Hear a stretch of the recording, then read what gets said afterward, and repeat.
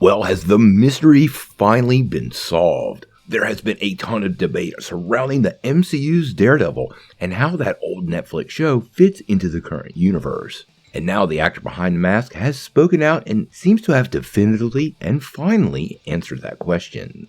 Let's dive in. Well, the canonical status is a huge deal to many fans of Daredevil, and that old series is considered one of the best ever. Let's take a couple minutes to talk about what Charlie Cox recently had to say, which seems to have given us a definitive answer. Now, before we do this though, make sure you hit that like and subscribe button and ring that bell for all the updates. We're going to try to be the place for clear, precise, and truthful news following everything Marvel and DC. Now, as many of you remember, Marvel has been in the TV business for a really long time, under the banner of Marvel Television and leadership of Jeff Loeb. During those days, we saw some pretty great shows like Agents of S.H.I.E.L.D. and Daredevil, but these projects had no involvement from Marvel Studios. Now that Kevin Feige is in charge of everything Marvel, there have been a ton of questions about the canonical status of those shows, with fans having very, very strong opinions. Now, this has been made a little more complex in recent times because we saw Anson Mount show up in Doctor Strange in the Multiverse of Madness as Black Bolt, and now the MCU has Charlie Cox's Daredevil as well as Vincent D'Onofrio's Kingpin, which has definitely muddied the waters quite a bit more. Now, fans immediately noticed in Hawkeye that this version of Wilson Fisk seems quite a bit more powerful than his Netflix predecessor. We did see him wield a car door in that series, but he definitely didn't rip it off with such ease. Now, since then, many people have wondered if these versions in the MCU are not the original shows, but part of the list of variants we've been getting in this most recent timeline. Now, this has generated a lot of talk between fans, and people have very strong opinions. Yes, I'm talking to you. But during a recent interview with InNews.uk, Charlie Cox seemed to give a somewhat definitive answer on this question, finally. Now, during this interview, he actually said, "I don't think it's a different character. I just think it's maybe a different period of his life. I don't think my interpretations will change. They hired the same actor. We're saying this is a whole new era or variant. I haven't read the script, so I don't know. But it's part of the multiverse. The only way it'll change if, tonally, the show is very different." Now, he does seem to butter both sides of the bread here by saying he doesn't think it's a different character, but maybe a different period of life. But then in the second half, he actually uses the word variant, and in the conversation he actually paused, to then follow up with saying he hadn't read the scripts, but it's part of a multiverse.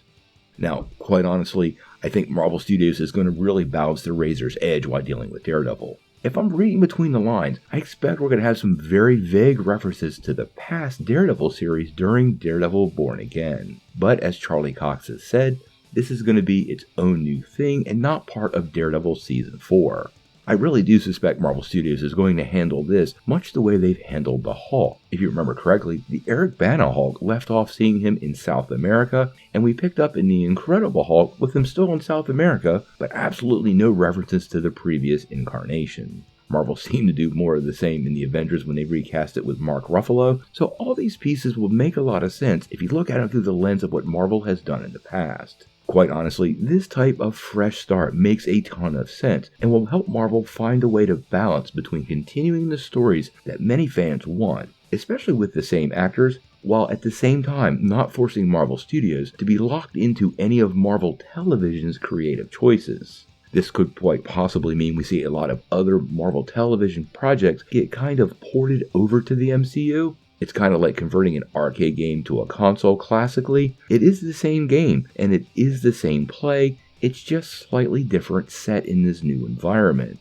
This is likely why we've heard about so many other characters from the Marvel Television era making their way over. Obviously, we've heard tons of rumors about John Bernthal's Punisher or Kristen Ritter's Jessica Jones, but there's also rumors that Chloe Bennett could return as Quake, which would be pretty interesting since there don't appear to be Inhumans in the MCU, and she was definitely tied to that Inhuman storyline. Taking this kind of approach is probably the most effective way for Marvel Studios to work.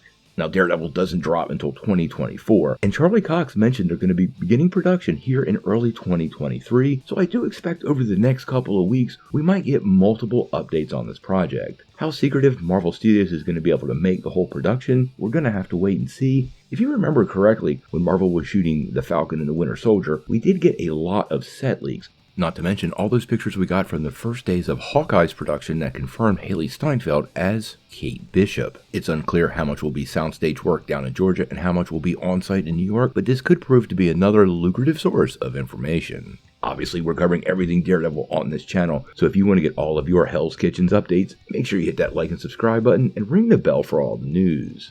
But until we know more, what do you guys think? How do you feel about Charlie Cox's new version of Daredevil actually being a variant? Or are you still in the camp that believes that those old shows are 100% canon? Tell me what you think in the comments below. If you like this video, make sure you hit like, click subscribe, and if you don't ring that bell, you won't get any updates. Peace.